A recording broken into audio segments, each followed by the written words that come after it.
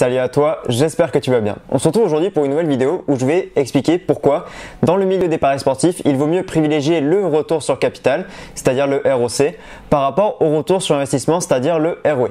Alors avant d'expliquer pourquoi et de répondre directement à la question, je vais expliquer les deux notions, c'est-à-dire le retour sur capital, le ROC, ainsi que le retour sur investissement, c'est-à-dire le ROI. On va commencer par expliquer ce qu'est le retour sur investissement, autrement dit le ROI. Alors c'est très simple, le retour sur investissement, ça correspond à ce que vous récupérez par rapport à un investissement que vous faites.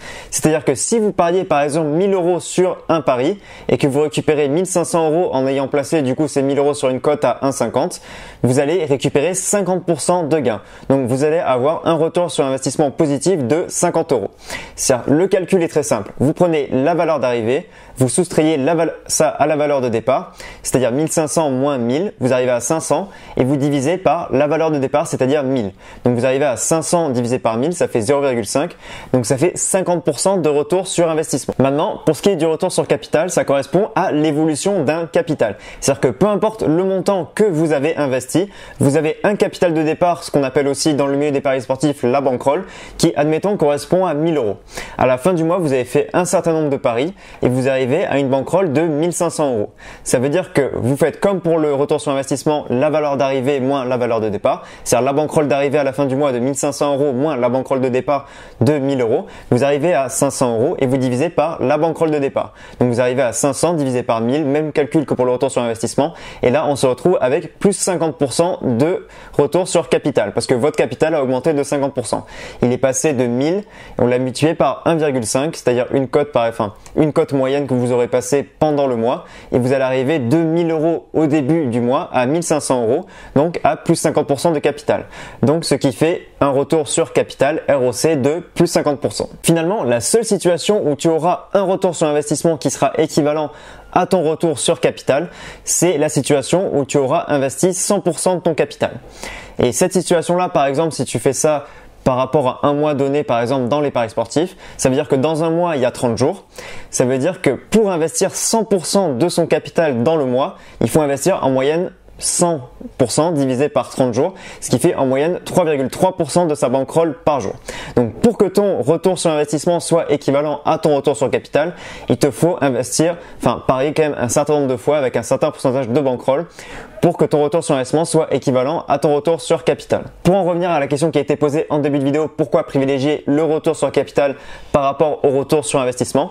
La réponse elle est toute simple, c'est qu'il faut privilégier le retour sur capital parce que ça montrera la véritable évolution de ta bankroll entre un point A et un point B.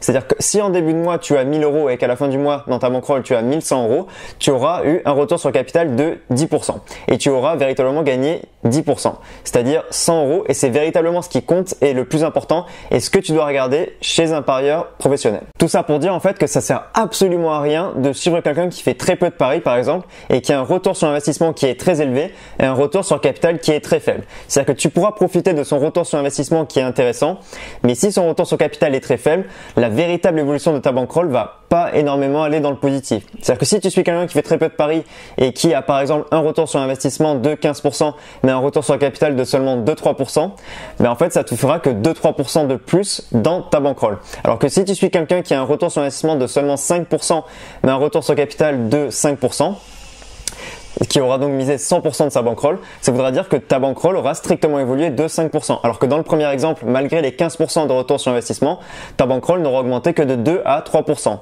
Donc même si le premier parieur a un retour sur investissement qui est largement supérieur au deuxième parieur, ce dont tu dois te soucier pour savoir véritablement à partir de combien de pourcents tu peux augmenter ta bankroll, il faut regarder le retour sur capital.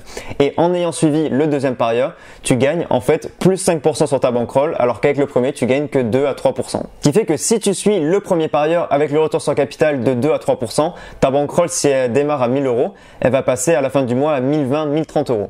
Alors que si tu suis le deuxième parieur qui a un retour sur investissement plus faible, mais un retour sur capital plus élevé qui s'élève à 5%, tu auras au début du mois 1000 €, mais à la fin du mois, tu auras 1050 €, ce qui sera supérieur au premier parieur. Tout ça pour te dire que pour voir si un tipster est véritablement intéressant, tu peux évidemment regarder son retour sur investissement, mais ce que tu dois regarder en priorité, c'est son retour sur capital.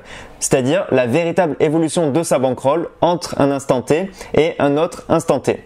Et c'est là où tu verras combien le parieur peut véritablement gagner en termes de pourcentage entre par exemple un début de mois et une fin de mois. S'il peut gagner 2, 3%, 5% ou alors admettons peut-être jusqu'à 10%. Sur ce, si cette vidéo t'a apporté des informations sur ce qu'était le retour sur investissement, le retour sur capital et pourquoi il vaut mieux privilégier le retour sur capital quand on regarde des tipsters qui proposent leur pari, je t'invite à lâcher un pouce bleu en dessous de la vidéo, à t'abonner à tous les réseaux qui seront comme d'habitude dans la description et moi je te dis à bientôt, ciao.